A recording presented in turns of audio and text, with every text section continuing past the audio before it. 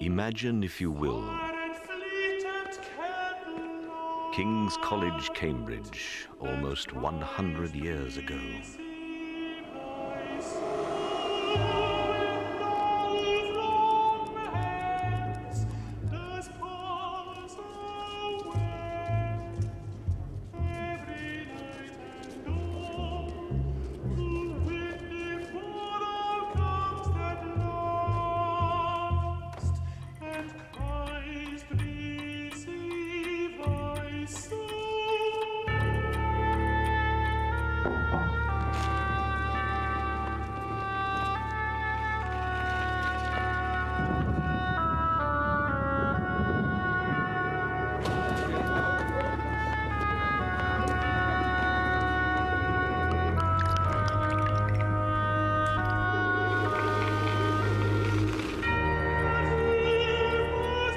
Every Christmas Eve has its ritual. Those invited make their way for the appointed time. Out of the darkness, while the master waits.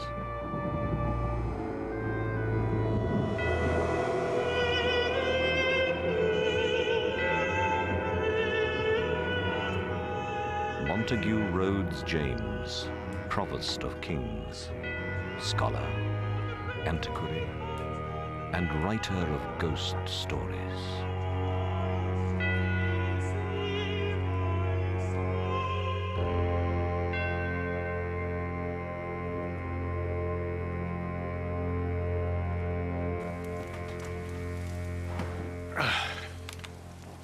Everyone who has traveled over eastern England knows it's studded with fine country houses, the sort with parks of 80, 100 acres. I have to tell you of a curious series of events which happened in such a house. It is Castringham Hall in Suffolk. Italian portico, square block of white house, older inside than out, park with fringe of woods and lake. The one feature that marked out the house from a score of others is gone. As you looked at it from the park, you saw on the right a great old ash tree growing within half a dozen yards of the wall. It had more or less attained its full dimensions by the year 1690. In that year, the district in which the hall was situated was the scene of a number of witch trials. Whether the persons accused of this offense really did imagine that they were possessed of unusual powers of any kind, or whether they had the will, at least, if not the power, of doing mischief to their neighbors, or whether all the confessions, of which there are so many, came about because the witch-finders had such cruel ways and means, these are questions which are not, I fancy, yet solved. Castringham, too, contributed a victim to the witch-hunting hysteria. Mrs. Mothersole was her name, and she differed from the ordinary run of village witches only in being rather better off and in a more influential position. Efforts were made to save her by several reputable farmers of the parish. They did their best to testify to her character and were anxious what the verdict of the jury would be. What seems to have been fatal to the woman was the evidence of the then proprietor of Castringham Hall, Sir Matthew Fell. He testified to having watched her on 3 different occasions from his window at a full moon, gathering sprigs from the ash tree near his house. She'd climbed into the branches, clad only in her shift, and was cutting off small twigs with a peculiarly curved knife. And as she did so, she seemed to be talking to herself. On each occasion, Sir Matthew had done his best to capture the woman, but she'd always taken alarm at some accidental noise he had made, and all he could see when he got down to the garden was a hare running across the park in the direction of the village. Mainly on this evidence of Sir Matthew's, though there was much more of a less striking and unusual kind from other parishioners, Mrs. Mothersole was found guilty and condemned to die. She was hanged a week after the trial, with 5 or 6 more unhappy creatures at Bury St. Edmunds. Sir Matthew Fell, then Deputy Sheriff, was present at the execution. It was a damp, drizzly March morning when the cart made its way up the rough grass hill outside Northgate, where the gallows stood. The other victims gave up hope. They were broken down with misery. But Mrs. Mothersole was, as in life, so in death, of a very different temper. Her poisonous rage, as a reporter of the time puts it, did so work upon the bystanders, even upon the hangman, that it was said by all that saw her that she seemed to turn into a mad devil before their very eyes. Yet she offered no resistance to the officers of the law. But for those who laid hands on her, she had such fury and spite in her face, as one of them told me afterwards. The very memory of it preyed upon his mind for the next 6 months. However, all that she is reported to have said were the seemingly meaningless words, which she repeated more than once in an undertone. There will be guests at the hall.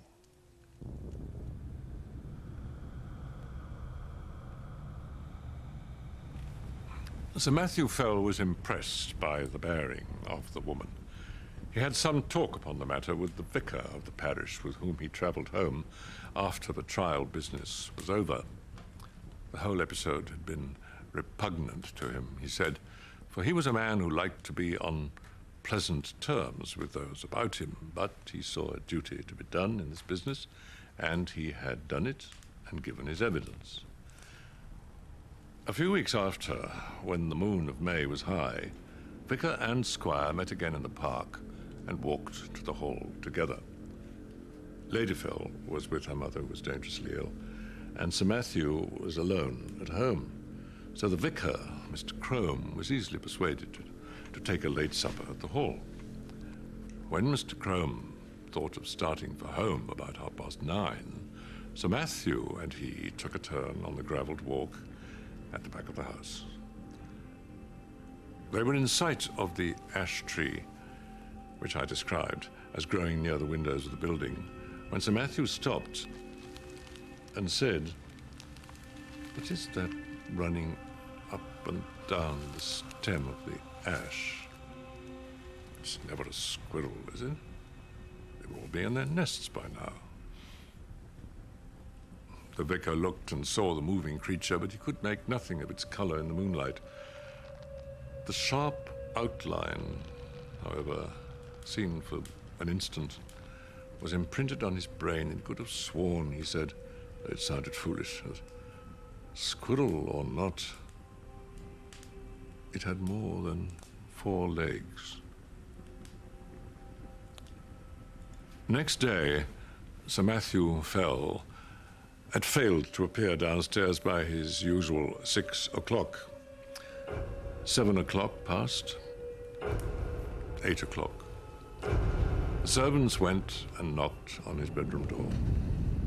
The door was opened at last from the outside, and they found their master dead and black.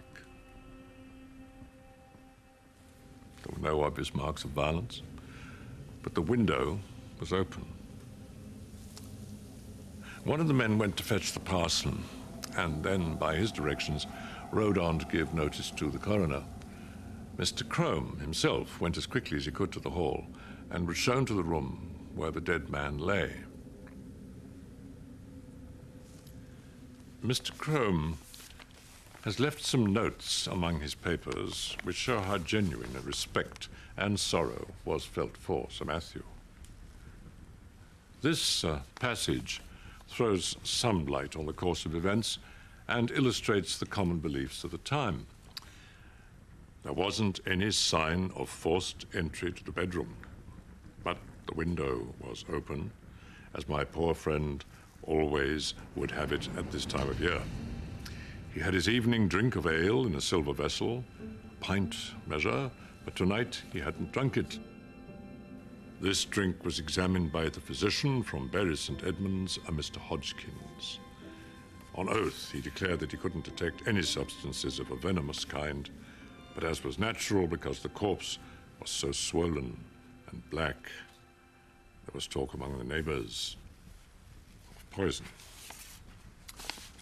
The body was very pulled about as it lay in the bed.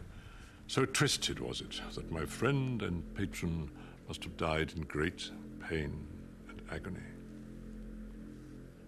And what is still unexplained, and to me argues the devil's work by those responsible for such a barbaric murder, was this: that the women entrusted with the laying out of the corpse and washing it, being both of them sober individuals and very well respected in their mournful profession, they came to me greatly distressed in mind and body, saying, and we had the proof of it, that they had no sooner touched the corpse with their bare hands than they felt a particularly violent shock and aching in their palms.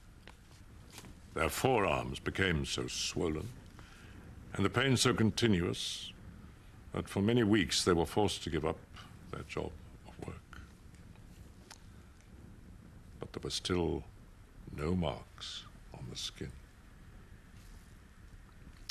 I sent for the physician who was still in the house, and we made as careful a study as we were able, using a small magnifying lens of crystal on the condition of the skin on this part of the body. But we couldn't detect with the instrument anything significant beyond a couple of small punctures or pricks, which we then concluded were the spots where the poison might have been introduced.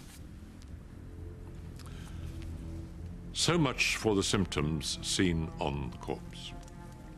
As to what follows, it is merely my own conjecture, and I'll leave it to posterity to judge whether it offers any valuable insight. On the table by the bedside, there was a small Bible, which my friend read from nightly and on rising from his bed. As I took it up in my hands, it occurred to me to try out that old and to many superstitious practice of drawing the sortes. I opened the Bible at random 3 times, placing my finger on certain words. The first words were, "Cut it down."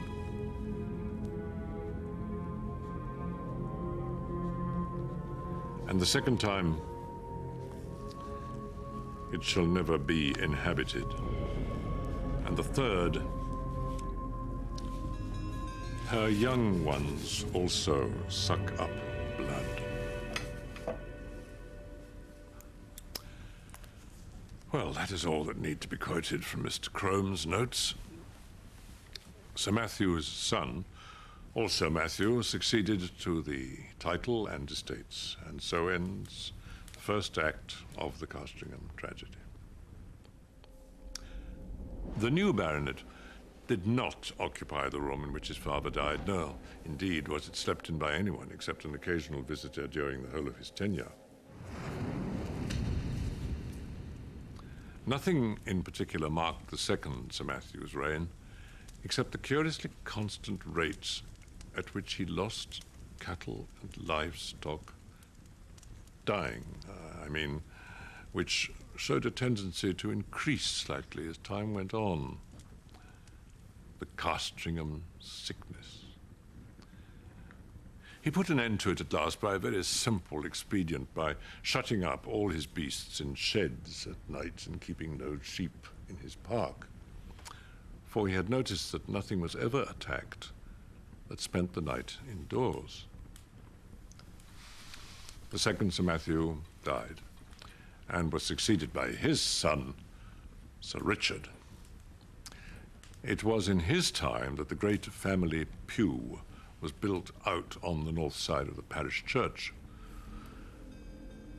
The squire's plans were so grand, several of the graves on that unhallowed side of the building had to be disturbed to satisfy his requirements.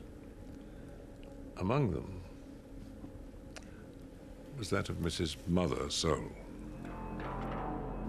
A certain amount of interest was excited in the village when it was known that the famous witch, who was still remembered by a few, was to be exhumed. And the feeling of surprise and disquiet was all the stronger when they found that though her coffin was fairly sound and unbroken, there was no trace whatever inside of body, bones, or dust. The incident revived for a time all the stories from 40 years ago about witch trials and about the exploits of the witches. Sir Richard's orders that the coffin should be burnt were thought by a good many to be rather foolhardy, but they were duly carried out. One morning, Sir Richard woke after a night of discomfort. It had been windy, and his chimney had smoked persistently, and yet it was so cold that he needed to keep a fire going.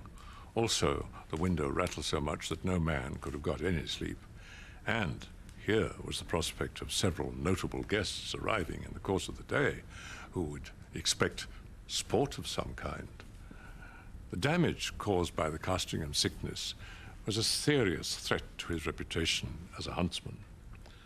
But what really touched him was simply the fact of having had a sleepless night.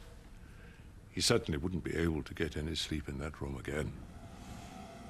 He must have a room with a western lookout so that the sun could not wake him early, and it must be away from the business of the house.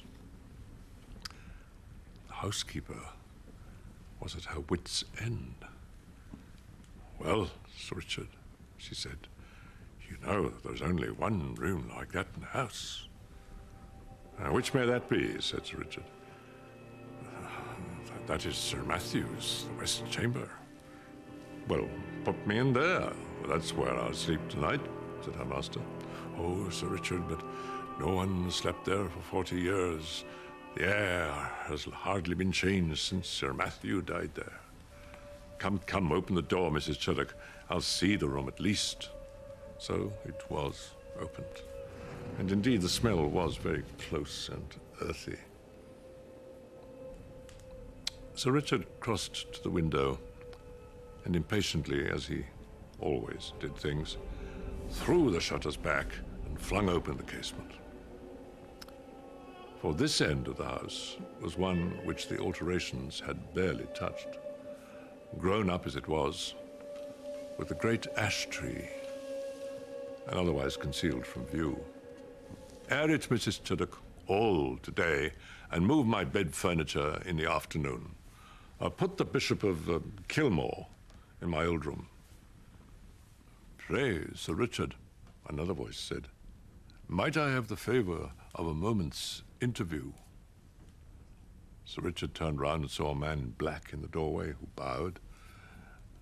"I must ask your indulgence for this intrusion, Sir Richard. You will perhaps hardly remember me. My name is William Crome, and my grandfather was vicar here in your grandfather's time." "Ah, Mr. Crome, welcome. Might I offer you a glass of wine? And you, Mrs. Chuddock, as I said, be about airing this chamber.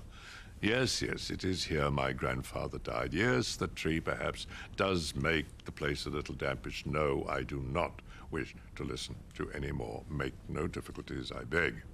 You have your orders. Go. Will you follow me, sir?" The two men went into the study. Young Mr. Crome had brought with him a packet.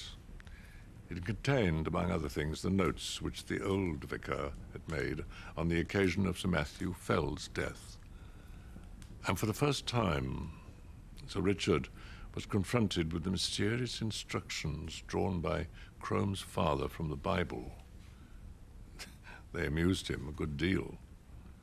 "Well," he said, "my grandfather's Bible gave one prudent piece of advice. Cut it down." If that stands for the ash tree, he may rest assured I shall not neglect it. The tree's a nest of catarrhs and fevers. The parlor contained the family books. Sir Richard looked up from the paper to the bookcase. Crossing the room, he took out a dumpy Bible. It would be no bad plan to put it to the test again, Mr. Crome. I will wager we get a couple of names in the Chronicles, Now, what have we here? Thou shalt seek me in the morning, and I shall not be. Well, your grandfather would have made a fine omen of that, eh? Thou shalt seek me in the morning, and I shall not be. No more profits for me. They're all in a tale, Mr. Crome. In the afternoon came the guests, the Bishop of Kilmore, Lady Mary Harvey, Sir William Kentfield, etc., etc. Dinner at 5, wine, cards, supper, and then the party dispersed to their rooms and wished Sir Richard a better night's sleep. And now we are in his bedroom, with the light out and the squire in bed. The room is over the kitchen, and the night outside still and warm, so the window stays open. There's very little light about the bedstead, but there's a strange movement there. It seems as if Sir Richard is moving his head rapidly to and fro with only the slightest possible sound. Now, you would guess, so deceptive is the half-darkness, that he had several heads, round and brownish, which move backwards, forwards, as low as his chest. Is it a horrible illusion, or more than that? There. Something drops off the bed with a soft plump, like a kitten, and is out of the window in a flash. Thou shalt seek me in the morning, and I shall not be.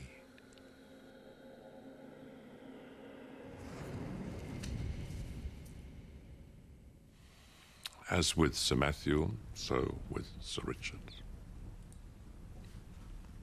Dead and black in his bed.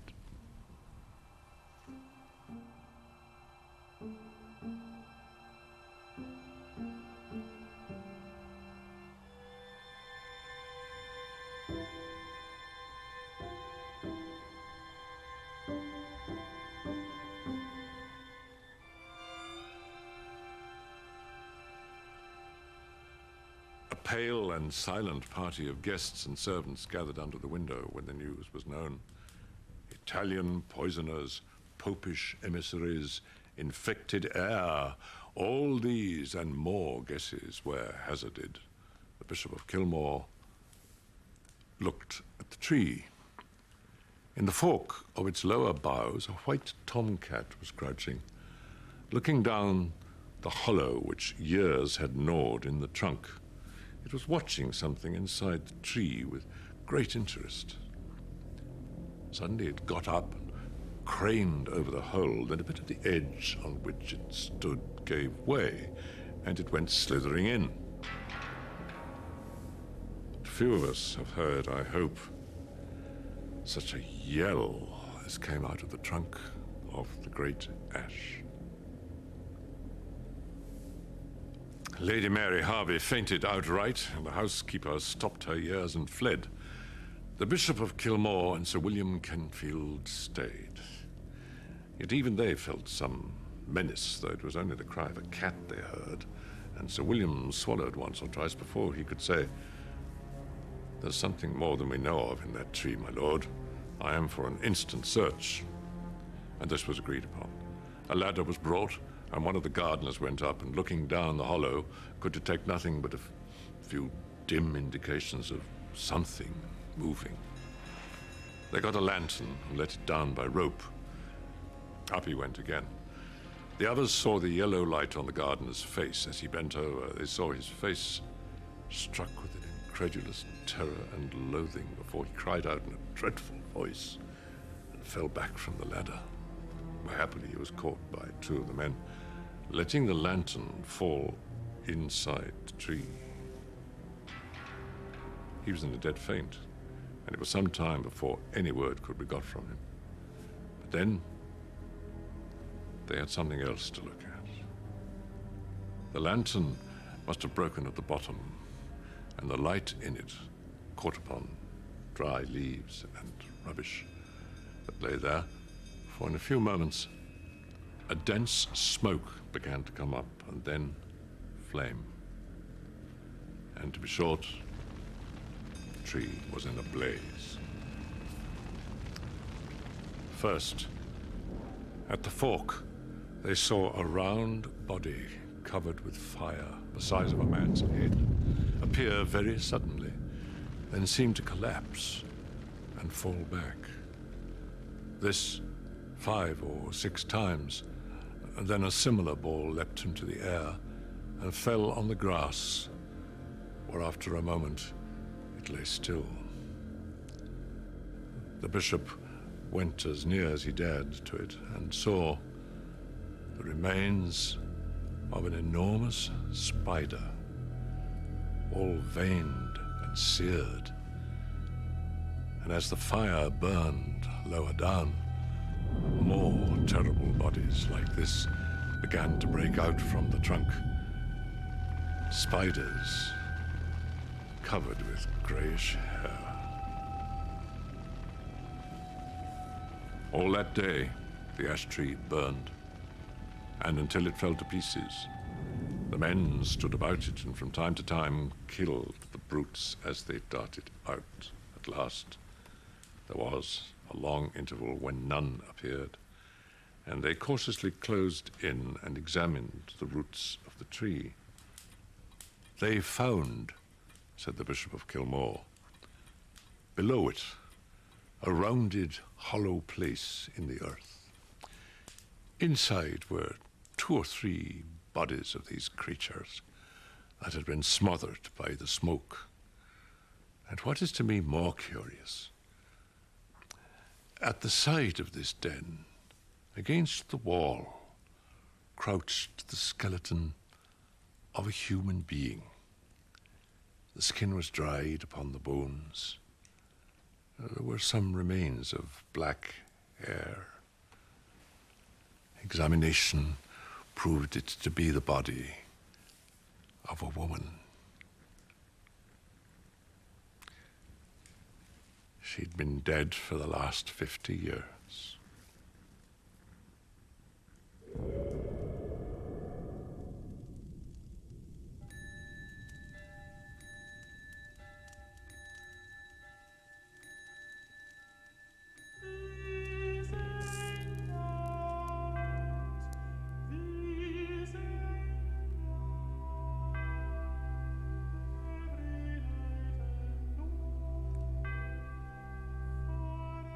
And the unsettling mystery of room number 13 is Friday's Ghost Story for Christmas, 10 to 11, here on BBC Two.